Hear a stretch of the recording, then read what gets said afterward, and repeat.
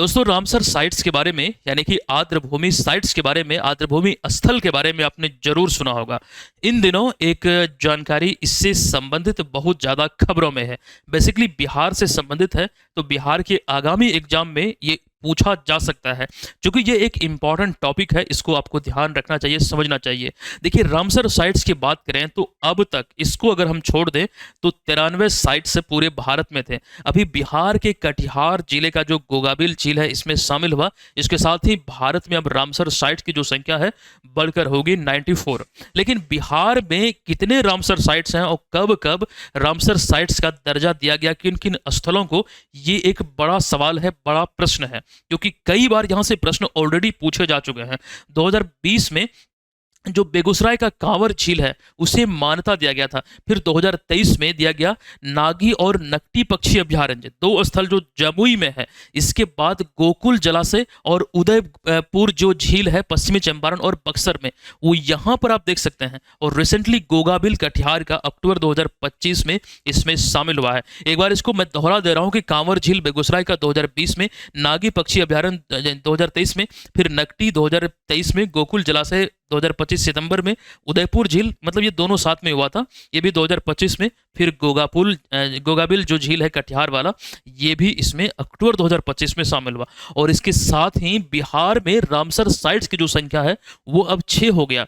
सर्वाधिक Ramsar site Tamil Nadu में है जिसकी संख्या 20 है। अब इस संख्या के आधार पर अगर हम देखें तो भारत में रामसर साइट्स के मामले में बिहार अब तीसरे स्थान पर पहुंच चुका है। इस बात को ध्यान रखिएगा, तमिलनाडु, उत्तर प्रदेश और फिर अपना बिहार, ठीक है, तीसरे स्थान पर 6 रामसर साइट्स के साथ। और रामसर स्थल को लेकर एक बात ये ध्यान रखिएगा, बेसिकली रामसर साइट्स होता क्या है। हाँ, तो यहाँ पर देखिएगा कि रामसर स्थल एक आर्द्रभूमि साइट्स होता है। दरअसल 2 फरवरी 1971 को रामसर ईरान में यूनेस्को द्वारा हस्ताक्षरित एक अंतर्राष्ट्रीय पर्यावरण संधि है।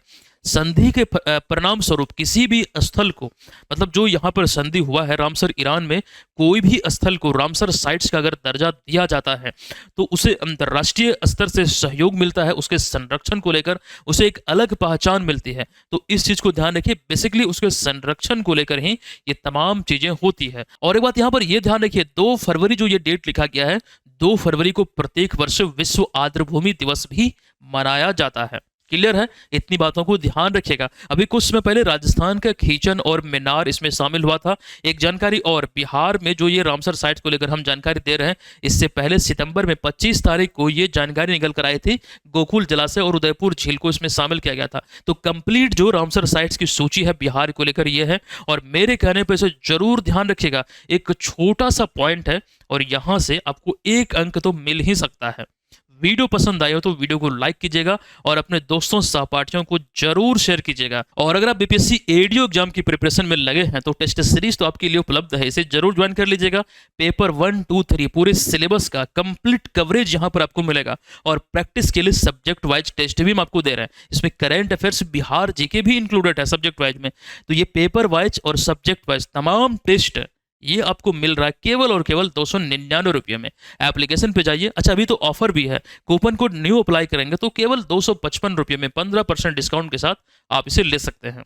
तो मिलते हैं नेक्स्ट वीडियो में, तब तक के लिए धन्यवाद। जय हिंद।